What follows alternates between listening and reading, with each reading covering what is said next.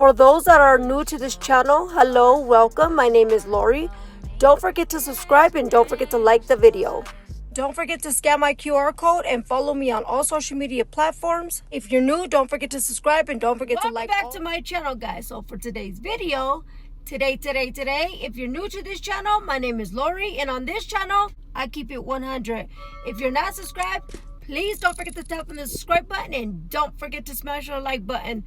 With that being said, today is story time. I would like to make a full documentary of this story. This is only pieces. It doesn't get into like depth and detail. So this video is about addiction when I was on Percocets and Somas for 8 long years. If you want me to create a full video of me getting into depths of how I started, when I started, how long did it last, how much money do I think I spent, why did I quit, how much did I use, what happened, and then my recovery process. It will be a long story, but I will break it down into like 10 minutes long of each video. But anyways, guys, let's hop right into this video. So guys, let's get it. Those that don't know me, my name is Lori. Nice to meet you. And I should have done this type of video a long time ago, before or when I started social media. I'm 46. I will be 47. Oh my God. In August. I have a son that is 17. He will be graduating next year. I'm so proud of him. My son and I have a really great bond. Our bond is so strong. He's my best friend. That is my world. He is the reason why I quit this whole addiction. When I overdosed, it's just the thought of what my son would feel, how he would live with just knowing that I don't have my mom anymore. Like, I can't even think about shit like that. But it's reality. It happens. But he gave me that strength. The one person that gave me the strength is God. That man saved me. I have a good relationship with my son and my husband. I have a great connection with God. I really do. I'm in a really great, healthy relationship. It will be 3 years that I've been together with him. He treats me very well. He provides me with love, peace, and happiness, and he knows what I deserve. And I just adopted a dog, so life is really good. I'm healthy, happy, content, and at peace. I'm living a really, really great, healthy life now. Between 2001 and 2024-ish, I had an addiction with crack cocaine, and I went to prison in 2004. I did 3 years in DOC community corrections. Then I discharged, meaning I got released in 2007 of March. I started working at a car wash and I was doing detailing. So that's where I met my son's father. 3 months later, I had a son. Well, I got pregnant 3 months later. And then 7.5 months later, I had my son. That's my world. That's what keeps me breathing and keeps me going and keeps me strong every single day, besides God. Fast forward, my father passed in 2010, and I fell into a deep depression. And that led to me using Percocets and Somas. Somas are muscle relaxers. I'm sure a lot of people know what Percocets are. And when I started that addiction, it all spiraled out of control. After my father passed away, my brother stepped up. I'm the baby, and then he's above me. And then I have another brother that nobody talks to, and then my sister, she's the oldest, but she's all up on methamphetamine. So yeah, her life is not good at all. But the brother that nobody talks to is all on his choice. It doesn't have anything to do with me or anybody else. He just doesn't want to talk to the family anymore, and that's okay. It's a part of life. It's sad, but it is what it is, and I can't force anybody to speak to me or anybody else. So I haven't spoke to him for about 12-13 years, which is really sad. And my sister, she's so damn screwed up in the damn head. She smokes that shit, and her whole appearance has changed. She's bad. She's lost her life. She's lost her soul. She's literally lost everything. Her home, her clothes, like everything that she's ever owned, she's lost. And then she steals. She stole from me. She stole from stores. There's 4 siblings, me and then 3 others. So there's my sister, my 2 brothers, and me. But I'm the baby, and I feel like I'm the oldest because I feel like everything relies on me. It's like I need to step up and take care of everything, and that's not fair. But who said life was fair to begin with? Life is not always going to be how you planned it. It never is, and it never will be. When I overdosed, she got on her knees as well and prayed to God and said, I'm going to get clean with my sister. I knew that wasn't going to happen. I already knew that shit. She allows this drug, this methamphetamine shit, to take over her whole life. She's lost herself. That's fucking pitiful. Because when I need somebody to talk to, I thought I was going to be able to go to my sister. Literally. I would never sit there and judge her, and I wouldn't judge anyone. Because I know what it's like to be on drugs. I know what it's like to have a lot of people look at you different and treat you different. I know the feeling. And if she would have just told me that she stole, I could get past that shit. Just tell me the truth. Don't lie to me. Because then I can't get past it. You know, you're an adult. Just admit it. I know you did it. I had cameras to prove it. It's like, take accountability for your shit and we can move forward. But she chooses not to. You know, the crazy part about it is that she'll sit there and ask me for money. She won't verbally ask me, but she'll send like a Cash App thing and request money. And there for a minute, I was fucking sending it to her like a dumbass. But then I'm like, she fucking stole from me. Why the fuck are you gonna help her? Excuse my language. Like, why would you go out of your way to help her and keep responding? So I haven't responded to her. And I haven't talked to her for a whole year. And that's not like us. It's sad. She still continues to lie. So therefore, I'm just like, okay, well, you're going to continue to lie. Therefore, I could never trust you. What I had to do for myself was let her go. Stop helping her. Stop answering her. Because she got used to that. Because I gave her something. I gave her like leverage to allow her to make me feel sorry for her. And she knew that. She knew how to play me. So what I do now is I keep her at a distance. I love her, but I will not support what you do, and I will not help you. So it's been a year, and I haven't heard from her. Every so often, my mom will say, oh, she texts me. She doesn't even call my mom. She used to talk to my mom every single day. And she used to tell me, oh, you need to call mom. When I was on drugs, you need to call mom and this and that. And I'm like, look, don't tell me what to do. I talk to my mom, but not on a daily basis. Don't judge me, because sometimes the judging part always flips around. And now she doesn't talk to my mom at all. I got to do what I got to do to protect me, not anybody else. Because at the end of the day, ain't nobody going to give a fuck about me like me, except God. Wish I really had my sister, because she raised me a little bit of my life. But I've always bounced from house to house to house to house. And I had a really fast life. I had to grow up fast. And I guess I was just looking for an outlet of protection, care, love, and maybe safe. I don't know if that's the right word to use. And when I found drugs, it was like, oh, this is what I've been missing. Because I was numb, high, and it just felt good. I'm not going to sit here and say it didn't. Because if it didn't feel good, I wouldn't have done it for the years that I did it. Oh, but you know what? Big fucking mistake. Because that shit fucked your whole life up. Yeah, in the moment that you're fucking high and smoking that shit and popping pills and doing all this extra shit, running the goddamn streets like a fucking crazy person, chasing the fucking high that, it's not worth it. It's not.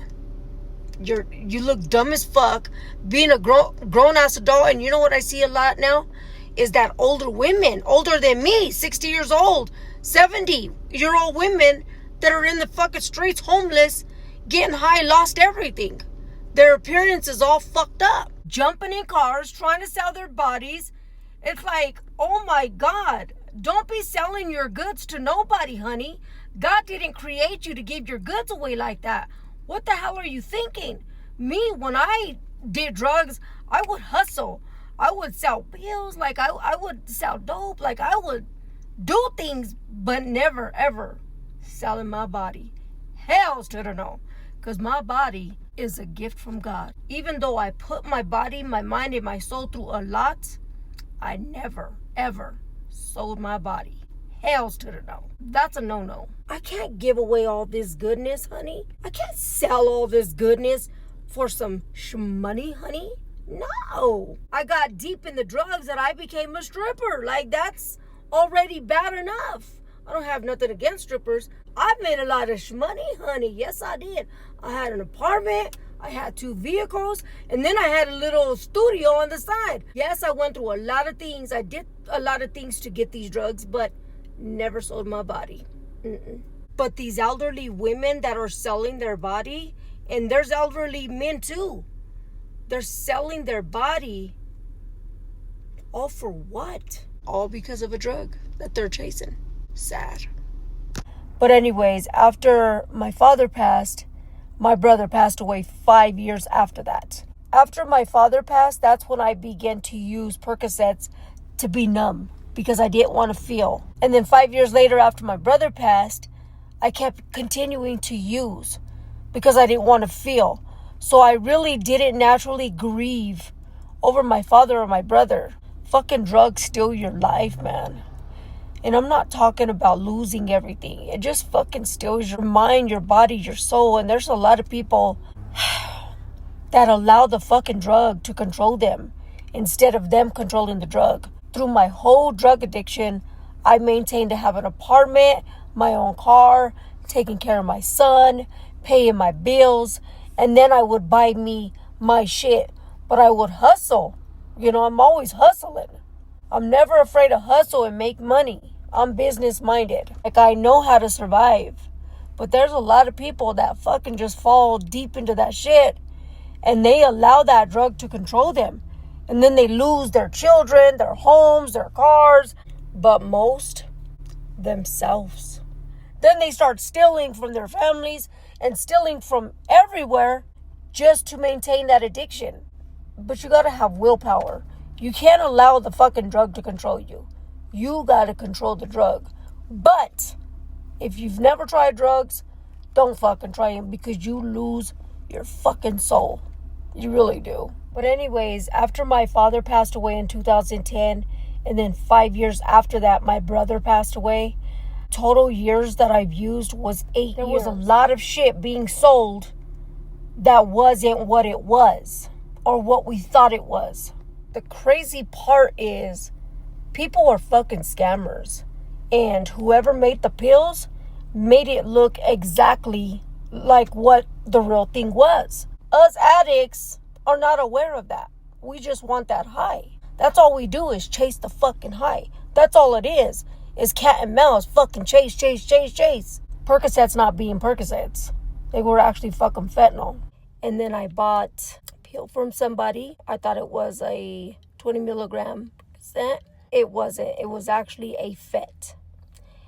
I chopped it in half, smashed it, and then went to the restroom. I started to nod out, and I heard my son say, "Daddy, mommy is gonna fall off the toilet. She's sleeping. You need to come and get her off." So he told me he ran upstairs because he already felt something was wrong. And he said because I was slouched over, he said he went to lean me back and my fucking lips were blue. And he pulled up my pants and told my son to go downstairs. I OD'd on the toilet, not even knowing what happened, but just the thought of me being in that moment and dying, and then my son being here literally just alone. That's my heart. That's my baby. Like, I knew I had to fucking change. If you want to see that full video, because I do have a full video of that, go check that out. I will leave the link in the description and in the comment section. Or you can go to YouTube and type up Tea of My Life and look for the drug addiction or past addiction. That shit is real, man. Overdosing, like, you don't fucking realize what the fuck you're doing and who you're hurting in the process.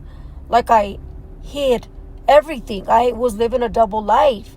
Getting high, being high all fucking day. But nobody knew. Because I act normal. But they knew. You know, kids ain't dumb. They're not fucking dumb.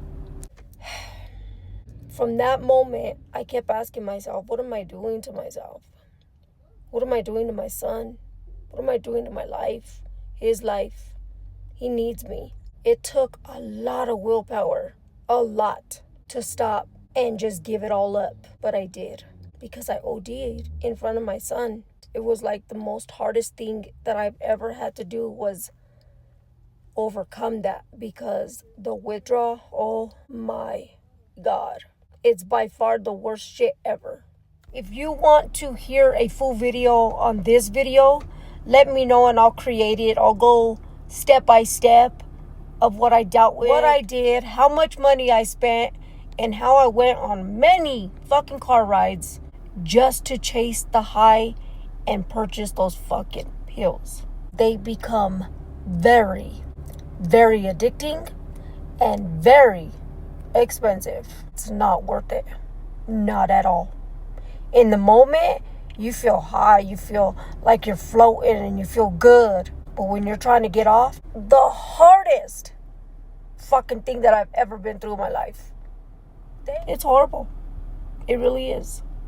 How I was chasing it, how I stopped, how I overcame it, and how I'm doing today. I feel fucking great. I feel amazing.